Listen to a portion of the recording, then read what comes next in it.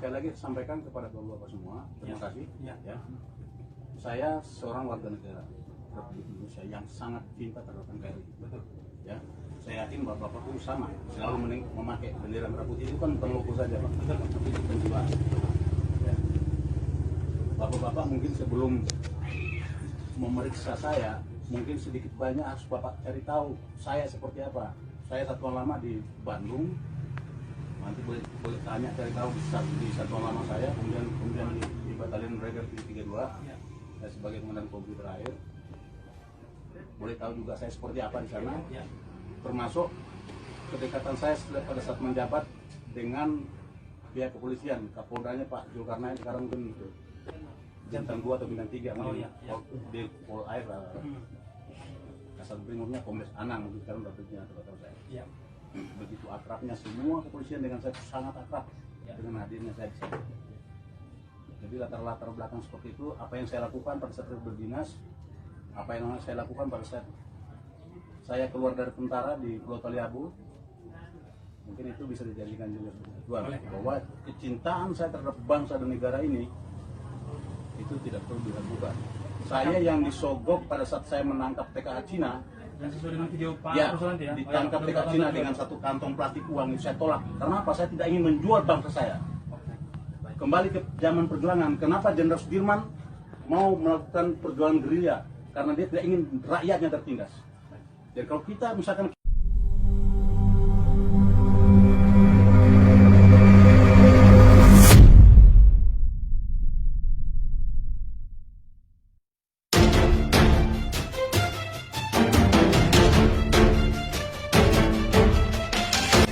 video rekaman perdebatan Buton dengan aparat.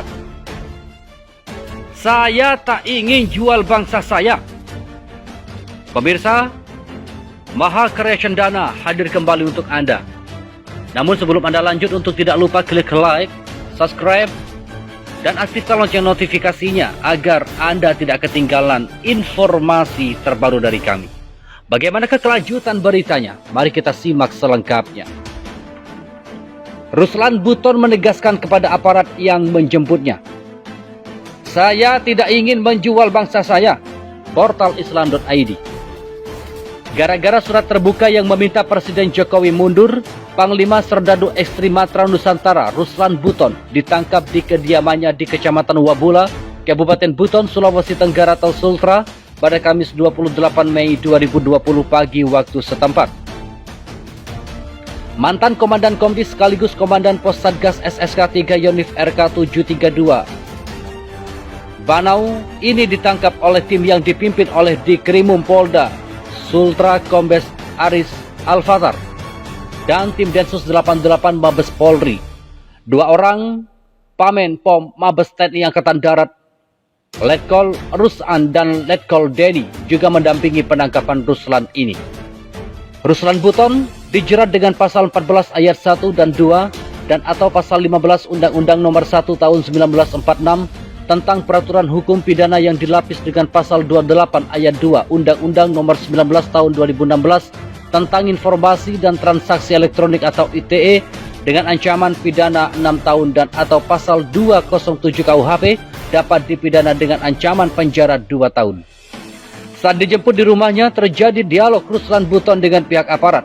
Ruslan Buton menceritakan sepak terjangnya saat menjadi Komandan Pos Satgas SSK 3 Yonif RK 732, di mana dia menangkap TKA Cina, lalu ada yang mau menyogoknya dengan sekantong plastik uang, tapi dia tegas menolaknya.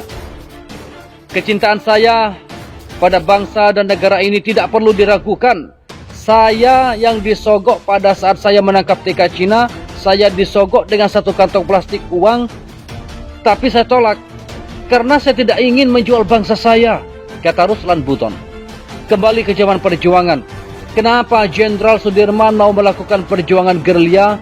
Karena dia tidak ingin rakyatnya tertindas, ujar Ruslan Buton kepada aparat yang menjemputnya dalam video yang viral di sosial media. Ruslan Buton dalam kesaksian wartawan di Ternate oleh Ikram Salim, wartawan di kota Ternate. Izin Komandan, beriringan dengan itu Operan pendek dari seorang pemain kepada Ruslan Buton itu adalah penghormatan seorang prajurit kepada pimpinannya meskipun sedang bermain bola. Sebelum mengoper kepada komandan, mereka lebih dulu meminta izin dan saya ditugaskan khusus mengawal pergerakan pria bertubuh kekar ini. Bukan tanpa alasan, saya sudah dianggap sebagai saudaranya sendiri. Kedekatan kami ini dimanfaatkan oleh senior jurnalis saya agar menjaga ketat sekaligus bermain kasar sekalipun. Kala itu, Ruslan memimpin kompi Ayonif 732 Banau, Ternate dengan pangkat Letu atau Letnan 1. Setiap Sabtu, lapangan milik TNI digunakan khusus wartawan. Jika tak ada lawan, maka TNI lah lawan kami. Minuman sudah pasti beliau siapkan. Sorenya main bola, malamnya kami ngopi. Dik, sampai hari ini saya belum punya rumah meskipun sudah jadi perwira. Saya tidak sudi punya rumah kalau masih ada orang susah yang saya temui di jalan, kata Ruslan di suatu siang. Saat mendapati tulisan kakak senior saya soal sekeluarga yang tinggal di gubuk, Ruslan langsung menelpon saya. Dia mau menulis berita mengantarnya ke lokasi. Dan 2 pekan setelahnya sekeluarga tersebut tinggal di rumah layak, lengkap dengan perabotan. Itu ditanggungnya. Jelang ditugaskan jadi Den Satgas ke Taliabu, saya kembali ke telepon. Dek, kita coba senjata baru. Ini senjata yang digunakan Indonesia saat juara di Australia. Oke. Saya segera ke kompi. Tak lama, dia ditugaskan ke Lede, negeri yang disebut rawan, judi marak di mana-mana dan saling bunuh jadi hal biasa di sana. Itu pula yang jadi musabab Ruslan dipecat dari satuan. Tapi seluruh masyarakat Lede menaruh hormat atas kebaikannya, memberlakukan jam malam bagi anak sekolah, melarang keras penjual miras, hingga siapkan TPA di pos Satgas dan guru ngaji anggotanya sendiri. Dia juga menanggung kebutuhan lelaki buta yang hidup sebatang karat di Lede. Tapi nasibnya belum mujur, dia diuji dengan kebaikannya. Kini Ruslan datang dengan kabar lain, yang dicokol polisi karena rekaman suara surat terbukanya untuk Presiden Jokowi. Dia meminta Jokowi legowo dan undur diri dari jabatan kepresidenan. Tegas. Bagi seorang patriot sejati, Ruslan tentu sudah tahu konsekuensinya jika harus bicara lantang kepada penguasa. Praktek kriminalisasi bagi pengkritik pemerintah tumbuh subur di bawah rezim ini, dan Ruslan pasti tidak menyesal apalagi takut. Dia telah mengorbankan pangkat kaptennya dan tidak akan berhenti hanya di penjara. Patung seorang patriot masih berdiri gagah di depan kompi senapan RK732 Banau, buah tangan prajurit sejati. Jangan gentar, Pak, dengan sebuah kebenaran yang telah kau lakukan. Cagar, Chef Ruslan Buton. Buton yang berjiwa beton. Penulis M. Rizal Fadilah. Badan tegap seorang prajurit TNI menggambarkan kejiwaannya, konsisten, semangat, dan berani.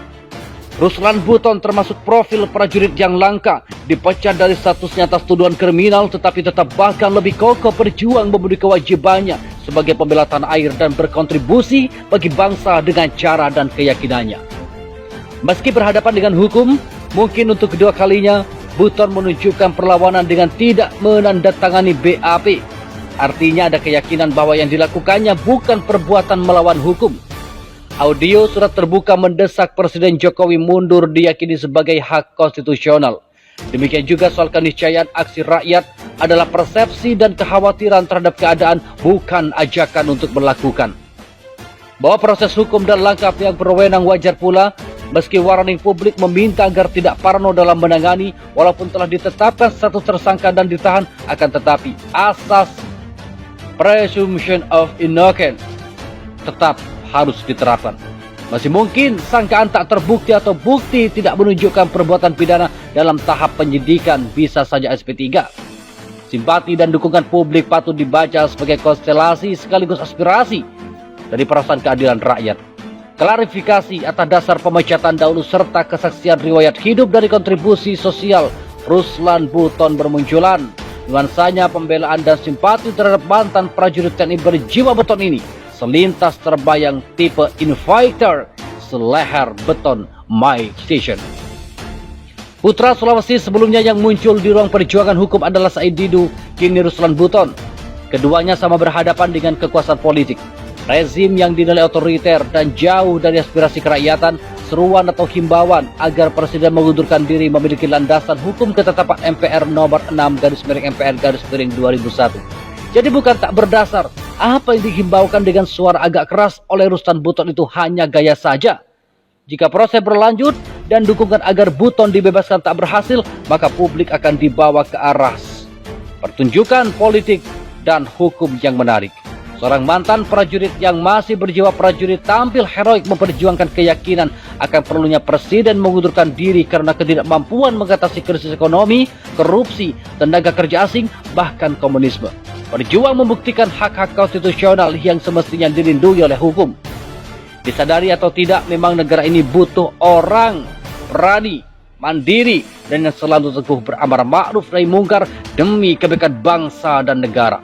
Tidak membiarkan kehidupan ekonomi, sosial, dan politik yang terus melemah digerogoti oleh rayap-rayap korupsi dan perbudakan asing. Kepura-puraan dalam memperkaya diri, keluarga, dan kroninya. Ruslan Buton adalah bagian dari fenomena perlawanan itu. Terima kasih telah kunjungi channel ini. Kami hanyalah sebatas menginformasikan, Andalah yang memutuskan.